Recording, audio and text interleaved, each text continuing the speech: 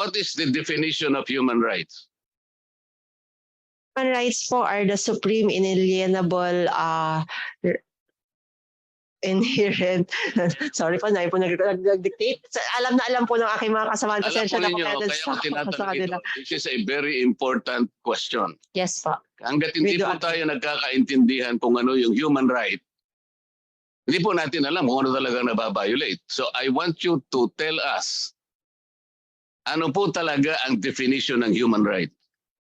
Ayon po sa United Nations, ang karapatang pantao po yung pinaka-supreme, inalienable, inherent rights that we have as human beings. It is the essence of what makes a man Wala po ba a human tayong being. domestic law? Bakit puro United Nations na lang? Wala bang batas ang ating bansa? Marami po tayong Wala pa batas. tayong local jurisprudence, domestic?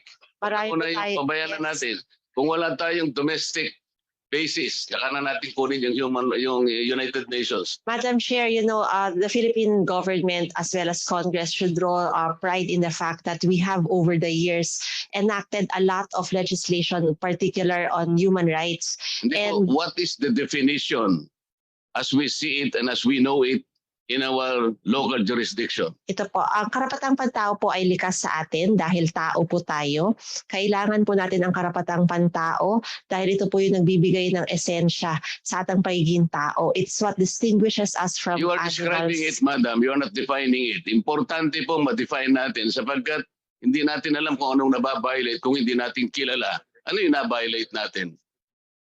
Yung Simon versus CHR po na case natin, human rights are our entitlement as human beings. It's natural po and inherent in us Ito po being yun. a human. Nasabi niyo yung Simon. Pareho Apa. tayo dyan. Ito po. Yes po.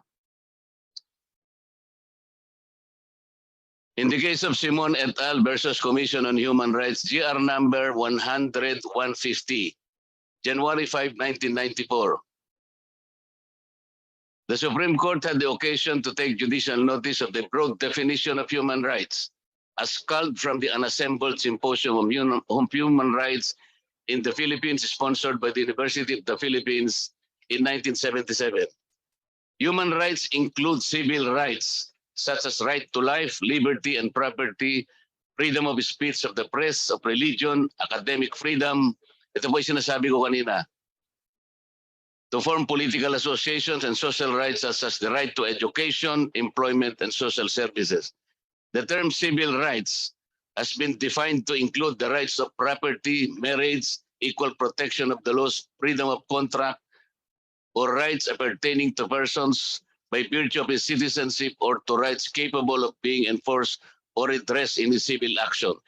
Ito po ang definition ng civil ng human rights. Lord Napakalawak. Marcoleta, your time is up, but as a friend, I'm giving you an extension of a minute.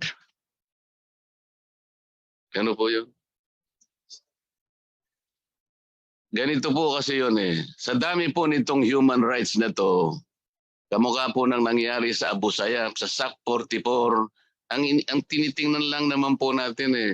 Kasi on your own eh.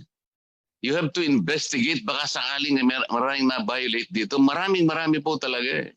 Ngayon, tinanong ko po sa kanila noon, hindi po nyo jurisdiction. Mali po yun eh.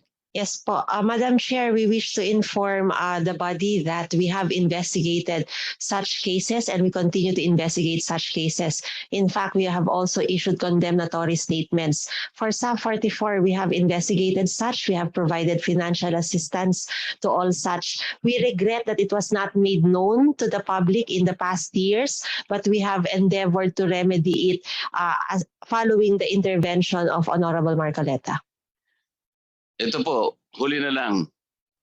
Last Congress, a committee investigated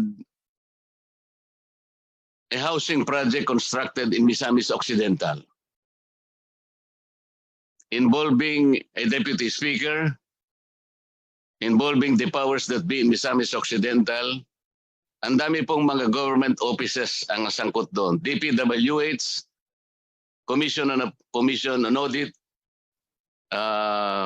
DILG, National Housing Authority, halos lahat po ng agencies involved, pati PCUP, And to the credit of the Human Rights Commission, yung representative po ninyo was able to document na totoong nangyari sapagkat winasak lahat ang mga bahay, pati po yung may-ari ng mga residential lots na nagtayo sila ng sariling bahay. Pag-aari nila talaga, yung titled in their own names.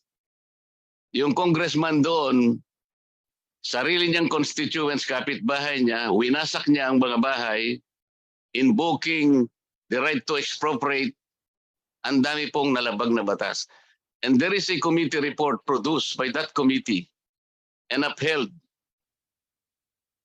adopted by the plenary, at sinasabi po doon ng maraming recommendations. Tingnan po niyo yun sapagkat sinabi, padalhan ng DOJ, padalhan ang ombudsman, padalhan pati Solicitor General for any administrative, civil, law, whatever, and probably human rights violations. Ano po kaya ang gagawin niyo doon? Meron pong committee report talaga. Madam Will you be able to look into that? Yes, Madam Chair, we will be looking into such matter. The CHR actively participates in all pre-demolition conferences.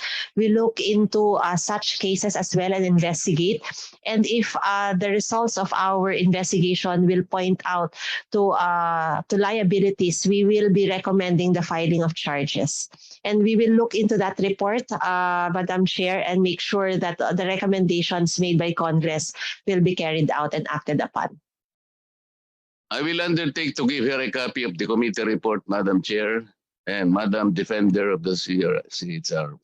Para lang makasiguro po tayo, ako nang magbibigay sa inyo ng kopya at tututukan ko po kayo kung talagang gagawin ninyo. That is much appreciated, Madam Chair, Salamat and po, we will Madam Chair. ensure, Honorable Marcoleta. Thank you, Thank Madam.